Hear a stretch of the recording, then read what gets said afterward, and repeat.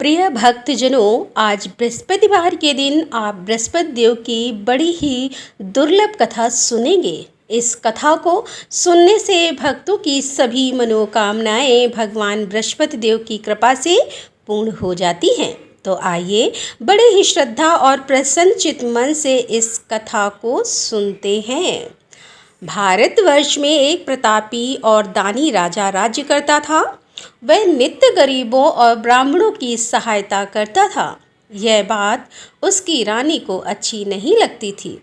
वह ना ही गरीबों को दान देती, ना ही भगवान का पूजन करती थी और राजा को भी दान देने से मना किया करती थी। एक दिन राजा शिकार खेलने वन को गए हुए थे, तो रानी महल में अकेली थी। उसी समय बृहस्पति देव साधु के भेष में राजा के महल में भिक्षा लेने के लिए गए और भिक्षा मांगी। तो रानी ने भिक्षा देने से इनकार कर दिया और कहा कि हे साधु महाराज, मैं तो दान पुण्य से तंग आ गई हूँ। मेरा पति सारा धन लुटाते रहते हैं। मेरी इच्छा है कि हमारा धन नष्ट हो जाए, फिर ना रहेगा बांस, ना बजेगी बांसुरी। साधु ने कहा, देवी तुम तो बड़ी विचित्र हो। धन संतान तो सभी चाहते हैं, पुत्र और लक्ष्मी तो पापी के घर में भी होने चाहिए। यदि तुम्हारे पास अधिक धन है तो भूखों को भोजन दो, प्यासों के लिए प्याऊल बनवाओ, मुसाफिरों के लिए धर्मशालाएं खुलवाओ। जो निर्धन अपनी कुंवारी कन्याओं का विवाह नहीं कर सकते, उनका विवाह करा दो। ऐसे और कई काम हैं जिनके करने से तुम्हारा यश लोक और परलोक में फैलेगा। परंतु रानी पर उपदेश का कोई प्रभाव नहीं पड़ा। वह बोली, महाराज आप मुझे कुछ न समझाएं। मैं ऐसा धन नहीं चाहती जो हर जगह बांटती फिरूं। साधु ने उत्तर दिया, यदि तुम्हारी ऐसी इच्छा है तो तथास्तु, तुम ऐसा करना कि बृहस्पतिवार को घर लीप कर पीली मिट्टी से अपना सिर धोकर स्नान करना, भट्टी चढ़ाकर कपड़े धोना। ऐसा करने से आपका सारा धन नष्ट हो जाएगा।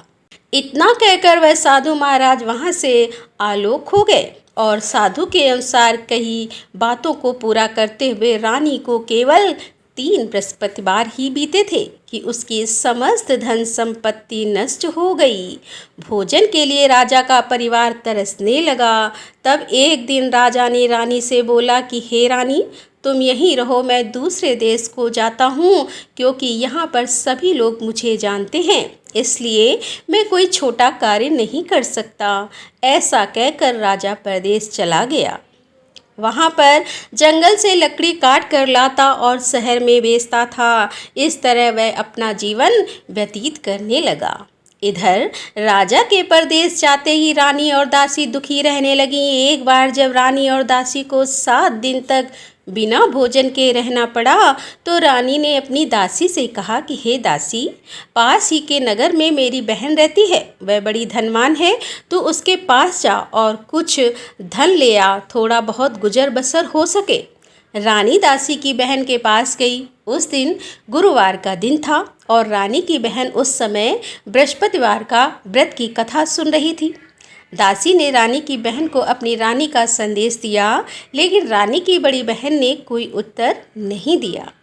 जब दासी को रानी की बहन से कोई उत्तर नहीं मिला तो वह बहुत दुखी हुई और उसे क्रोध भी आया। दासी ने वापस आकर रानी को सारी बात बता दी।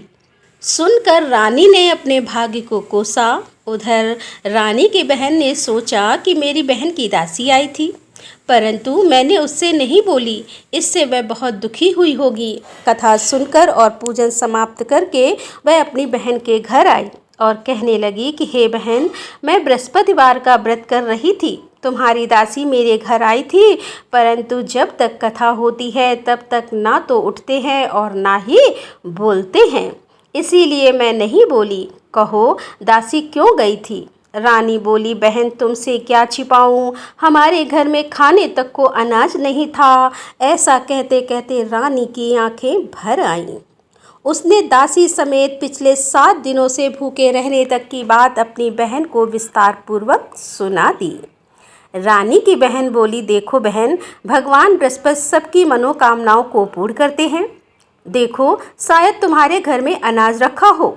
पहले तो रानी को विश्वास नहीं हुआ, पर बहन के आग्रह करने पर उसने अपनी दासी को अंदर भेजा तो उसे सचमुच अनाज से भरा एक घड़ा मिल गया। यह देखकर दासी को बड़ी हैरानी हुई। दासी रानी से कहने लगी कि हे रानी, जब हमको भोजन नहीं मिलता था तो हम व्रत ही तो करते हैं, इसीलिए क्यों ना इनसे व्रत और कथा की विधि पूछ ली जाए ताकि हम भी व्रत कर सके। तब रानी ने अपनी बहन से बृहस्पतिवार व्रत के बारे में पूछा। उसकी बहन ने बताया, बृहस्पतिवार के व्रत में चने की दाल और मुनक्का से विष्णु भगवान का केले की जड़ में पूजन करें तथा दीपक जलाएं, व्रत कथा सुने और पीला भोजन ही करें। इससे बृहस्पति देव प्रसन्न होते हैं। और व्रत और पूजन विधि बताकर रानी की बहन अपने घर को लौट गई। 7 दिन के बाद जब गुरुवार आया तो रानी और दासी ने व्रत रखा। घुड़साल में जाकर चना और गुड़ लेकर आई। फिर उसने केले की जड़ तथा विष्णु भगवान का पूजन किया। अब पीला भोजन कहाँ से आए, इस बात को लेकर दोनों बहुत दुखी थीं, क्योंकि उन्होंने व्रत रखा था, इसीलिए बृहस्पति देव उनसे प्रसन्न थे। इसीलिए वे एक साधारण व्यक्ति का रूप धारण करके 2 थालों में सुंदर पीला भोजन दासी को दे गए और भोजन पाकर दासी बहुत प्रसन्न हुई और फिर रानी के साथ मिलकर भोजन ग्रहण किया। उसके बाद वे सभी गुरुवार को व्रत और पूजन करने लगी। बृहस्पति भगवान की कृपा से उनके पास फिर से धन संपत्ति आ गई, परंतु रानी फिर से पहले की ही तरह आलस करने लगी। तब दासी बोली, देखो रानी, तुम पहले भी इसी प्रकार आलस्य करती थी, तुम्हें धन रखने में कष्ट होता था, इस कारण सभी धन नष्ट हो गया और अब जब भगवान बृहस्पति की कृपा से धन मिला है तो तुम्हें फिर से आलस्य होता है। रानी को समझाते हुए दासी कहती है कि बड़ी मुसीबतों के बाद हमने यह धन पाया है, इसीलिए हमें दान पुण्य करना चाहिए, भूखे मनुष्यों को भोजन कराना चाहिए और धन को शुभ कार्यों में खर्च करना चाहिए, जिससे तुम्हारे कुल का यश बढ़ेगा, स्वर्ग की प्राप्ति होगी और पितृ प्रसन्न होंगे। दासी की बात मानकर रानी अपना धन शुभ कार्यों में खर्च करने लगी, जिससे पूरे नगर में उसका यश फैलने लगा। उधर एक दिन राजा दुखी होकर जंगल में एक पेड़ के नीचे आसन जमाकर बैठ गया। वह अपनी दशा को याद करके व्याकुल होने लगा। बृहस्पतिवार का दिन था। एकाएक उसने देखा कि निर्जन वन में एक साधु प्रकट हुए। वह साधु वेश में स्वयं बृहस्पति देवता थे। लकड़हारे के सामने आकर बोले कि हे लकड़हारे, इस सुनसान जंगल में तू इतना चिंता मग्न क्यों बैठा है। लकड़हारे ने दोनों हाथ जोड़कर प्रणाम किया और उत्तर दिया, महात्मा जी, आप सब कुछ जानते हैं, मैं क्या कहूँ। यह कहकर रोने लगा और साधु को अपनी आत्मकथा सुनाई। महात्मा जी ने कहा, तुम्हारी स्त्री ने बृहस्पतिवार के दिन बृहस्पति भगवान का निरादर किया है, जिसके कारण रुष्ट होकर उन्होंने तुम्हारी यह दशा कर दी। अब तुम चिंता को दूर करके मेरे कहने पर चलो, तुम्हारे सब कष्ट दूर हो जाएंगे और भगवान पहले से भी अधिक संपत्ति देंगे।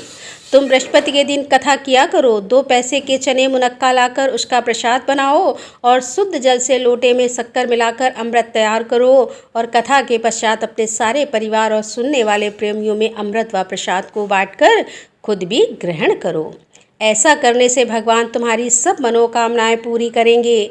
साधु के ऐसे वचन सुनकर लकड़हारा बोला, हे प्रभु, मुझे लकड़ी बेचकर इतना पैसा नहीं मिलता जिससे भोजन के उपरांत कुछ बचा सकूं। मैंने रात्रि में अपनी स्त्री को व्याकुल देखा।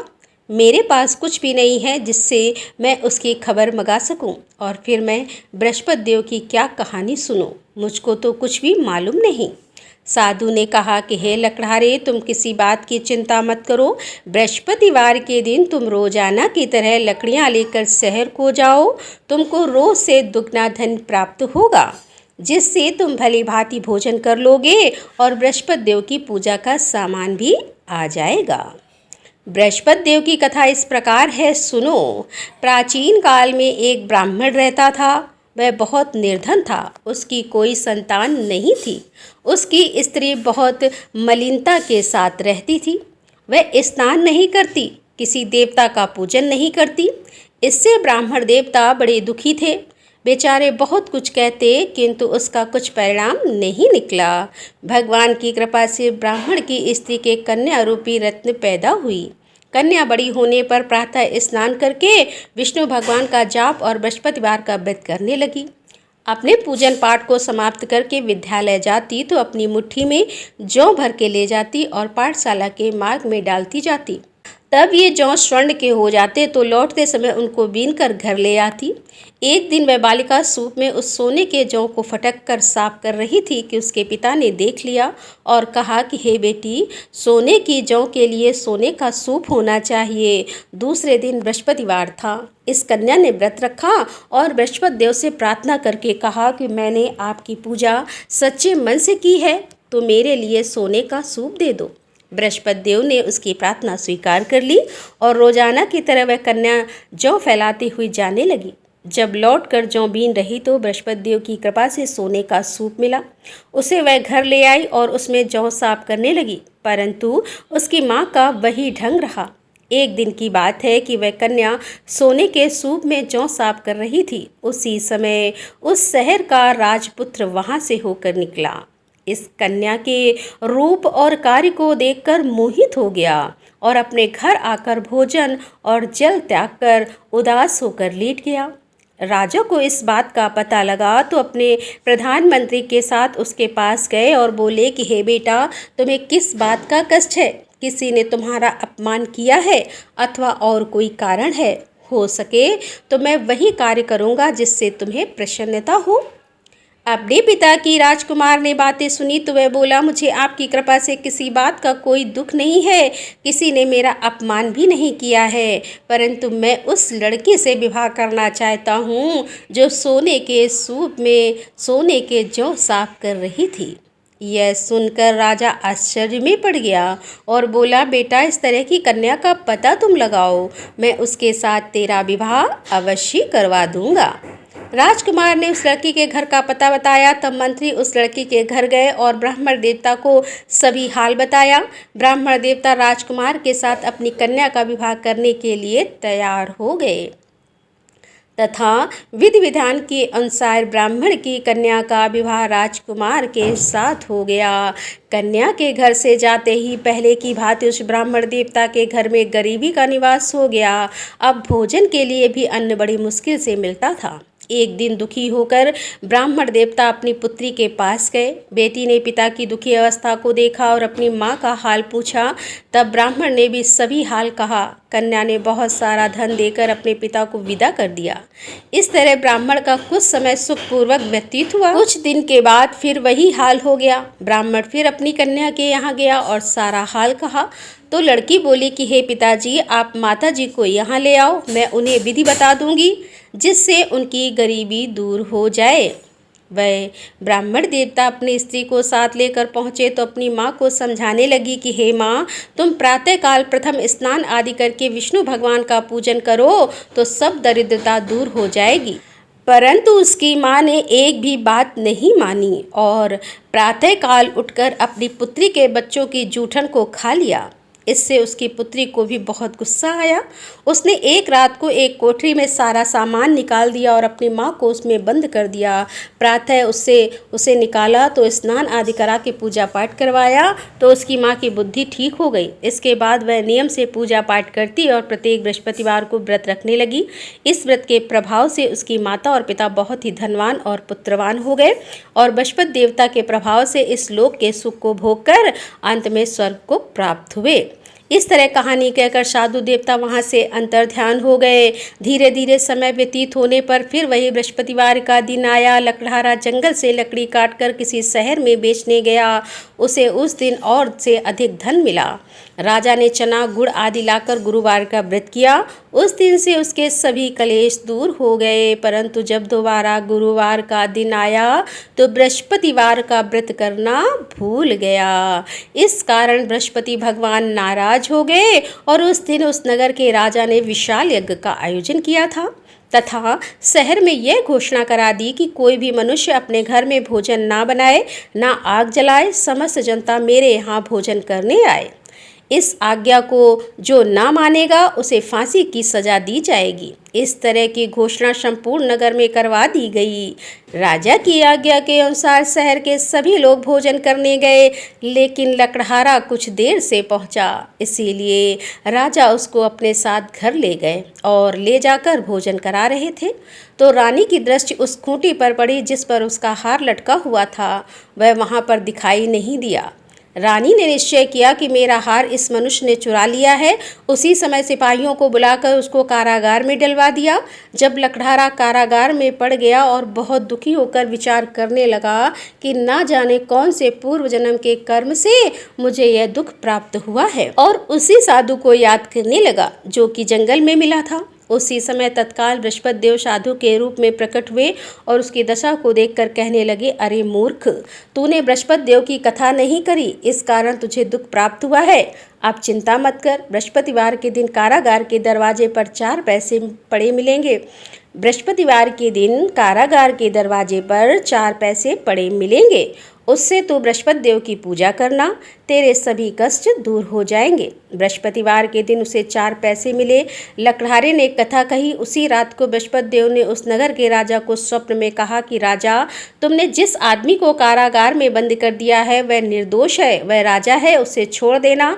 रानी का हार उसी खूंटी पर लटका है। अगर तू ऐसा नहीं करेगा तो मैं तेरे राज्य को नष्ट कर दूंगा। इस तरह रात्रि के स्वप्न को देखकर राजा प्रातः काल उठा और खूंटी पर हार देखकर लकड़हारे को बुलाकर क्षमा मांगी और लकड़हारे को योग सुंदर वस्त्र आभूषण देकर विदा कर दिया। बृहस्पति देव की आज्ञा के अनुसार लकड़हारा अपने नगर को चल दिया। राजा जब अपने नगर के निकट पहुंचा तो उसे बड़ा आश्चर्य हुआ। नगर में पहले से अधिक बाग, तालाब, कुएं तथा बहुत सी धर्मशालाएं, मंदिर आदि बन गई हैं। राजा ने पूछा, यह किसका बाग और धर्मशाला है? तब नगर के सब लोग कहने लगे, यह सब रानी और बांदी के हैं। तो राजा को आश्चर्य हुआ और गुस्सा भी आया। जब रानी ने यह खबर सुनी कि राजा आ रहे हैं तो उन्होंने दासी से कहा कि दासी देख, राजा हमको कितनी बुरी हालत में छोड़ गए थे। हमारी ऐसी हालत देखकर वह लौट ना जाएं, इसीलिए तू दरवाजे पर खड़ी हो जा। आज्ञा के अनुसार दासी दरवाजे पर खड़ी हो गई। राजा आए तो उन्हें अपने साथ लेकर आई। तब राजा ने क्रोध करके अपनी रानी से पूछा कि यह धन तुम्हें कैसे प्राप्त हुआ? तब उन्होंने कहा, हमें यह सब धन बृहस्पति देव के इस व्रत के प्रभाव से प्राप्त हुआ है। राजा ने निश्चय किया कि 7 रोज बाद तो सभी बृहस्पति देव का पूजन करते हैं, परंतु मैं प्रतिदिन दिन में 3 बार कहानी और रोज व्रत किया करूँगा। अब हर समय राजा के दुपट्टे में चने की दाल बंधी रहती और दिन में 3 बार कहानी कहते। एक रोज राजा ने विचार किया कि चलो अपनी बहन के यहाँ हो आएं। इस तरह निश्चय करके राजा घोड़े पर सवार होकर अपनी बहन के यहाँ को चलने लगा। मार्ग में उसने देखा कि कुछ आदमी एक मुर्दे को लिए जा रहे हैं। उन्हें रोककर राजा कहने लगा, अरे भाइयों, मेरे बृहस्पति देव की कथा सुन लो। वे बोले, लो, हमारा तो आदमी मर गया है, इसको अपनी कथा की पड़ी है। परंतु कुछ आदमी बोले, अच्छा कहो, हम तुम्हारी कथा भी सुनेंगे। राजा ने दाल निकाली और जब कथा आदि हुई कि मुर्दा हिलने लगा, और जब कथा समाप्त हो गई तो राम राम करके मनुष्य उठकर खड़ा हो गया। आगे मार्ग में उसे किसान खेत में हल चलाता मिला तो राजा ने उसे देखकर बोला, अरे भैया, तुम मेरी बृहस्पतिवार की कथा सुन लो। किसान बोला, जब तक मैं तेरी कथा सुनूंगा तब तक 4 हरया जोत लूँगा। जा अपनी कथा किसी और को सुनाना। इस तरह राजा आगे चलने लगा। राजा के हटते ही बैल पछाड़ खाकर गिर गए और किसान के पेट में बड़ी जोर का दर्द होने लगा। उस समय उसकी माँ रोटी लेकर आई और उसने जब यह देखा तो अपने पुत्र से सब हाल पूछा और बेटे ने सभी हाल कह दिया। तो बुढ़िया दौड़ी दौड़ी उस घुड़सवार के पास गई और उससे बोली कि मैं तेरी कथा सुनूंगी, तू अपनी कथा मेरे खेत पर चलकर ही कहना। राजा ने बुढ़िया के खेत पर जाकर कथा कही, जिसके सुनते ही वह बैल उठकर खड़े हुए तथा किसान के पेट का दर्द भी बंद हो गया। राजा अपनी बहन के घर पहुंचा। बहन ने भाई की खूब मेहमानी की। दूसरे रोज प्रातःकाल राजा जगा तो वह देखने लगा कि सब लोग भोजन कर रहे हैं। राजा ने अपनी बहन से कहा, ऐसा कोई मनुष्य है जिसने भोजन नहीं किया हो, मेरे बृहस्पतिवार की कथा सुन ले। बहन बोली कि हे भैया, यह देश ऐसा है कि पहले यहाँ लोग भोजन करते हैं और बाद में अन्य काम करते हैं। अगर कोई पड़ोस में हो तो देखाऊं। वह ऐसा कहकर देखने चली गई, परंतु उसे कोई ऐसा व्यक्ति मिला ही नहीं जिसने भोजन ना किया हो। अतः वह एक कुम्हार के घर गई जिसका लड़का बीमार था। उसे मालूम हुआ कि उसके यहाँ 3 रोज से किसी ने भोजन नहीं किया है। रानी ने अपने भाई की कथा सुनने के लिए कुम्हार से कहा तो वह तैयार हो गया। राजा ने जाकर बृहस्पतिवार की कथा कही, जिसको सुनकर उसका लड़का ठीक हो गया। अब तो राजा की प्रशंसा होने लगी। एक रोज राजा ने अपनी बहन से कहा कि हे बहन, हम अपने घर को जाएंगे, तुम भी तैयार हो जाओ। राजा की बहन ने अपनी सास से कहा तो सास ने कहा, हाँ चली जा, परंतु अपने लड़के को मत ले जाना, क्योंकि तेरे भाई की तो कोई औलाद ही नहीं है। बहन ने अपने भैया से कहा कि भैया, मैं तो चलूँगी पर कोई बालक नहीं चलेगा। तो राजा बोला, जब कोई बालक ही नहीं चलेगा तब तुम ही क्या करोगी। बड़े दुखी मन से राजा अपने नगर को लौट आया। राजा ने अपनी रानी से कहा कि हम निर्वंशी हैं, हमारा मुँह देखने का धर्म नहीं है और कुछ भोजन आदि नहीं किया है।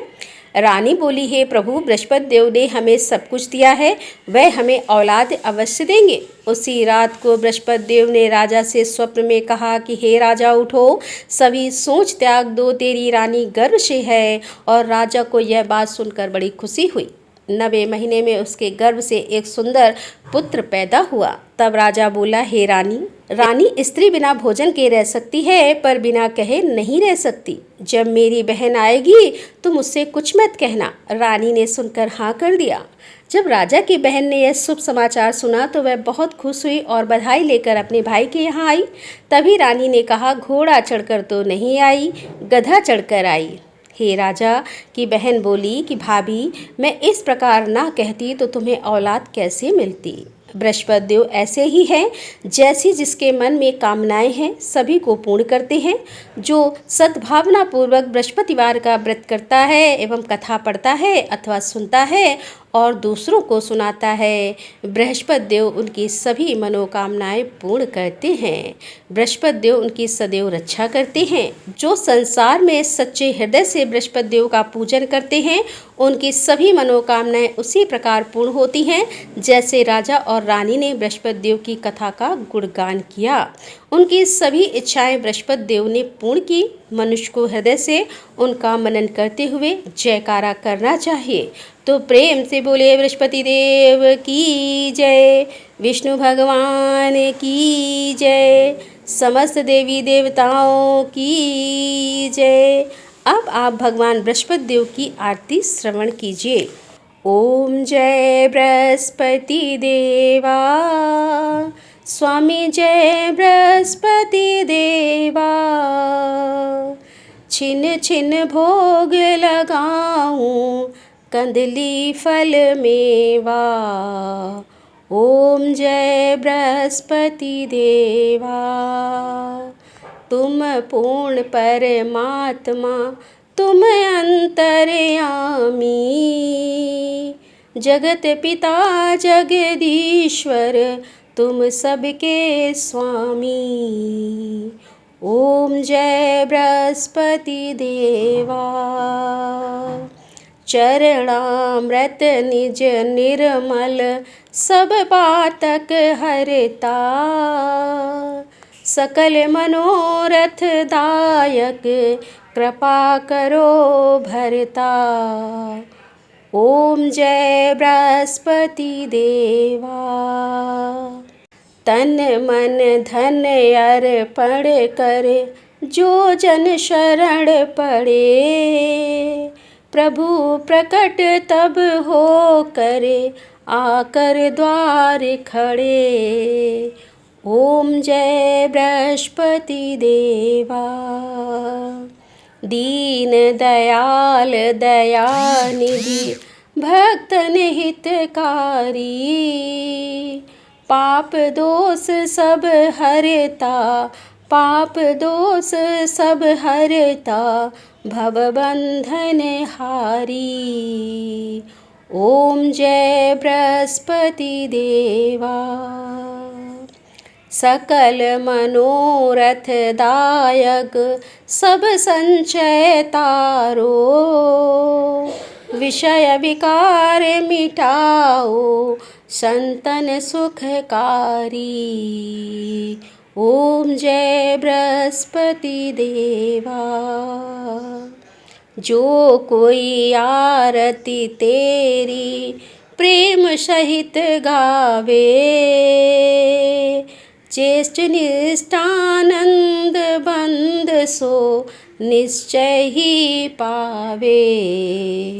ओम जय बृहस्पति देवा।